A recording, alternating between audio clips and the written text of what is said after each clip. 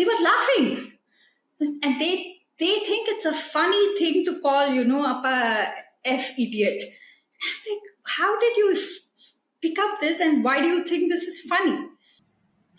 Well, they say in for language in general, they say language is caught, not taught. Yeah, so I think it's an opportunity to teach children about when to swear and what power it has.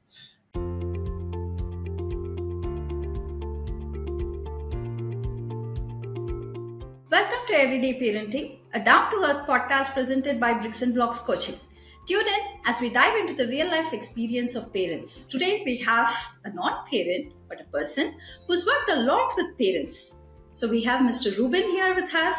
He works primarily in drama courses. He teaches drama to children from all ages, I think from 5 years to 18 years, and even adults as well. I'll leave it up to him to introduce himself. Hi, Ruben. Hi, Swetha. Thank you for the introduction. Nothing much left to say, but yes, I am a teacher, very much interested in the topic of today's discussion and all things related to parenting and working with children. And as you said, I'm not a parent, but yes, very interested in the topic of parenting and working with children. Yeah, you worked for almost 10, 11 years with children of all kinds. Yeah, you worked in India, you worked in Yes. Singapore. So I don't think we can get a better parenting resource than you. Well, I'm sure there's such a diversity of different resources, but yeah, it's over the years, I've gotten the privilege to observe parenting of different kinds, and of course, also reflecting on my own parenting, as in my parents who parented me. And, we see parenting everywhere actually. So, if we open our eyes, I don't think that you necessarily need to be a parent or even be a teacher to observe what parenting is like. I mean, there are many people who aren't parents, but they observe in close quarters, their own siblings parenting nieces and nephews and their own the experience with their own parents. So yeah, a little bit of reflection, and I think podcasts like yours help talk about those. So Yeah, so let's see what we get into. And today is a very, mhm, very interesting topic. So we're going to mhm. talk about swearing in children. Yeah, so do you swear? Yes, I swear. I'm sure there are people who don't swear, but I would think that that's not a very uh, large group of people. Yeah, so I don't know when. I can't remember when I first started swearing. I don't think I swore as early as probably many children swear today. But yeah, there seems to be a time and place for it. My primary languages of swearing would be English and Hindi, I guess. And they all seem to come out in different situations. So yeah, strange to acknowledge this as a teacher, especially if I think of my students listening in and being like, oh no, Teacher Ruben swears. But there we go. Okay. When you speak about early swearing, right, I heard the word unexpectedly from my 4-year-old daughter. So I was like, ooh, this is too early. So, where do Yeah, you think children pick these swear words from? well, they say in for language in general, they say language is caught, not taught, right? You don't sit and you don't learn a language by reading and writing and sounding out words. You learn a language by just listening to the world around you, and it's a survival thing. It's a you gain power by learning how to speak. So baby gains power by learning how to articulate themselves and express some demand, some need that they have, whether it's something as simple as calling out to their primary caregiver, saying mama and dada, whatever, or like just being able to show that you're upset or happy or whatever. So where do they pick up swearing? Once when they've heard the word, I guess words in any language have what the word itself means or what we think it means, and then there's the subtext of words, right? There is how something is said. So when someone swears, I believe there's a subtext, and I think what that subtext really is it's a certain power. Basically, there's a certain context in which swearing is done. Sometimes it's done to cause hurt. I think more often than not, it's done for humor or done to get some kind of affirmation from those around you. You think of, let's say, teenagers swearing amongst each other. It's to kind of have a sense of belonging, perhaps. you're cool, perhaps maybe it's being cool, maybe it's being funny.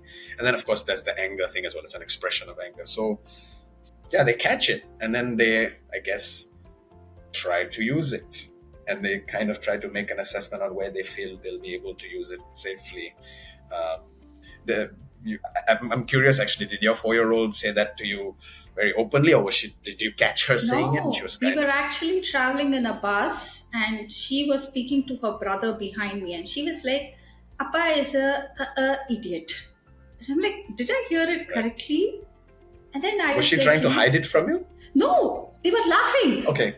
And they Right, right, they right, think it's a funny thing to call, right. Appa F idiot. I'm like, Okay. how did you pick up this, and why do you think this is funny? Interesting. And my mind Yeah. was going like, really fast, thinking about, oh, she's picked it up from the elder son, and the son picked it up from the friends. Oh my God, Hmm. is the school good? What's happening around? My mind was racing. And I went back and I was Fair enough. asking them, where did you pick up this word? And the answer they gave? From Appa, from the father. There we go. That's it. I blew up. So the dad is used to using the swear words. I am not. And when he was, in a flow of language, had apparently used it, and the children picked it up as something funny. So they use it in a context of it being funny or So, silly. so did they hear it also in that context, as in their dad would have perhaps said it in a context where he was joking with someone, perhaps with another adult, or The dad actually used it in a context of being angry. He was like, "You better go to interesting. sleep now, you F idiot." And then they Oh, pulled it out and they made it into a funny, mean kind of a thing in their own parlance between the brother and the sister. interesting. It's interesting that they heard it in anger and then used it in humor. I wonder if they've also heard it elsewhere. You said older Brother. sibling, right? So Yeah. your son is how old? He is 8 years old, but So he's likely hearing it a lot more than your maybe, but daughter. I haven't heard the sources of truth from his side yet. It's the Yeah, daughter who's it confessed to it, yeah. right? 8-year-olds, I mean, in Singapore especially, so 8-year-olds are in primary school with children up to 12 years old, and primary school students are definitely swearing. So and they're hearing it from children who are, there's an aspirational thing. These are children who are older, smarter, bigger. And so I'm sure he's hearing it in contexts that are way broader than just the anger. So maybe that's some communication that they've had with each other.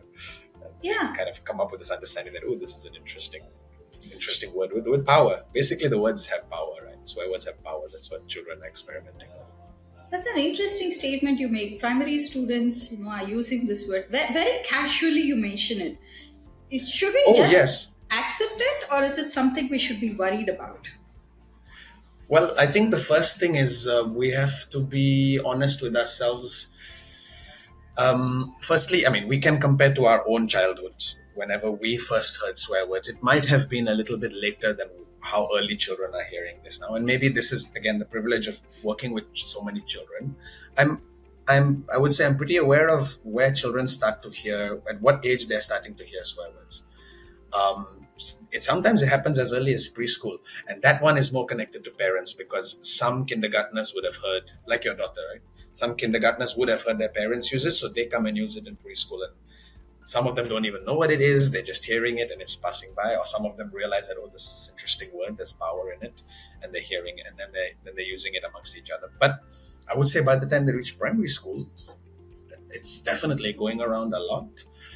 So your question was, should we be worried or should we accept it? Was Yes, that the should question? be accepted. Um, I think before worry, a more useful uh, reaction, more useful response would be to acknowledge the real thing, which is that it happens. So the first thing, so many adults, what I'm saying is probably are not aware that this is happening, and so the first response might be one of shock because they're comparing it to their own childhood, saying that when I was 8, 9 years old, I would never even dream of using the F word or any swear words, whether they're local Singlish ones or English ones or whatever language. So there's initial reaction of shock, maybe concern, um, But I feel like that concern is always a kind of a bit of a what's the word, double standard sort of thing, because when you were young, you were not concerned about the swearing that happened around you. You either used it or you didn't use it. Whatever choice you made as a youngster, you might have heard it and been like, nope, that's not me. Or you would have heard it and been like, okay, I'm going to join in because it gives me a certain sense of belonging or whatever. You're not concerned, definitely. Maybe upset, maybe irritated. I know children who are very irritated by swear words because it's around them, and those are the kids who sometimes they might complain to a teacher or something that this is what they've heard, or sometimes they're just frustrated because they don't want to be a tattletale or whatever, but they are just irritated because that's not them. So I don't think shock is a useful emotion at that point, a useful response. First thing is just accepting, yep, that's real, and the numbers are changing, the exposure timeline is changing. They're being exposed to it a lot earlier.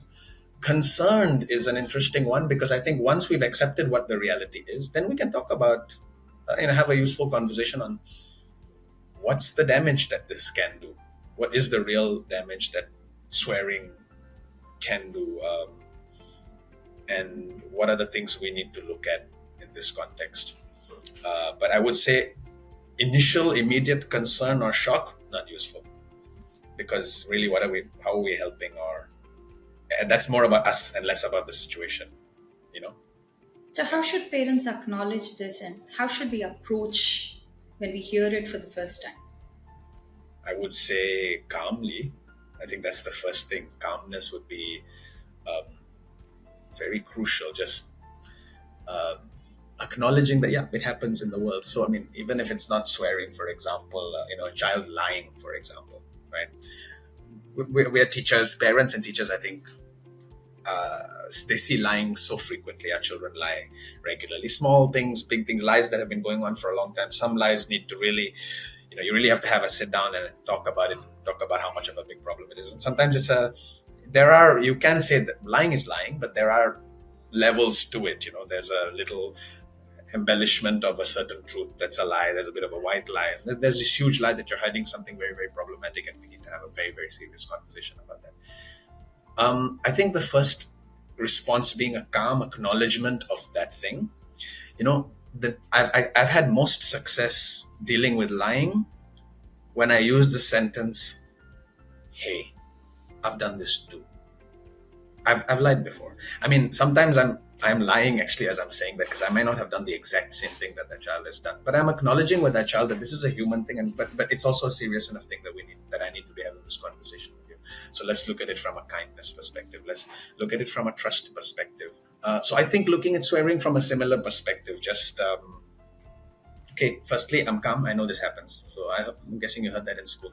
Okay, let's talk about that. Let's talk about swearing. Perhaps before we talk to children about that, we also need to have some conversations. I mean, kind of like what you're doing right now, I guess, is to have some conversations just amongst ourselves as adults, like honestly, like what is our concerns about children swearing? I think it's useful conversation to talk about what is the impact of swearing. I personally think it's about really thinking about power and how these words have power.